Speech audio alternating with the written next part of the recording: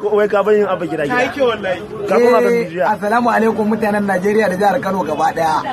Ni a matsayina na sai ne wanda duniya take yayi. Ina nan akan mutane masu daraja. Wannan bidiyo da kuka gani suke yada yan propaganda. Ni sunana a wanki gara. Domin su yan gandujiya da kuke gani kudinmu ne na jiha suke wasa da yi. Madugu ya ce in sun baku ku karba. Wayo kake musu kenan. Wayo nake musu. Ka san dan gandujiya. Ruwan garori ne da shi ka wanke yi. In ka wanke shi ka da gida. Gidan masu amana Allah ko kai niki mu. Wato kai da yanzu kana wankan su ne. Kana abu gida gida. Wannan abubuwa da suke ban wanka nake musu ba su suke wanka ta. Allah wallahi ani nake musu. Wannan ma kokan duk ƙarya ne. Ne mun kallon jaki ne musu kallon harawa. Ne mun kallon teba ne musu kallon miya.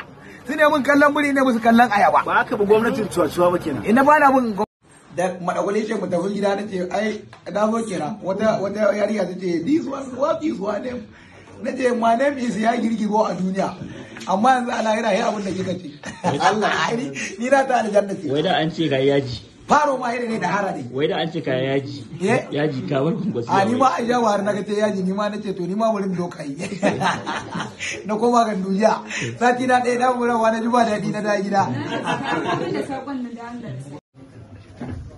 za ja a kafa daidai Allah ya bashi nasara Allah ka bamu nasara duk dan kwankwasiya Allah ke muke yi wanda baya ciki Allah shigo da shi wanda kuma suka fita Allah ganar da su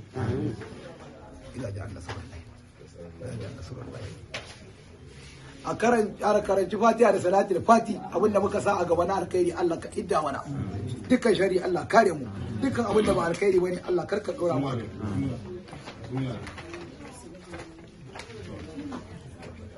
ربنا آتنا في الدنيا حسنة وفي الآخرة حسنة أتوكا أدعاء اللهم ربنا آتنا في الدنيا حسنة وفي الآخرة حسنة بارك الله فيك سبحان ربك رب العزة عما يصفون وسلام على المرسلين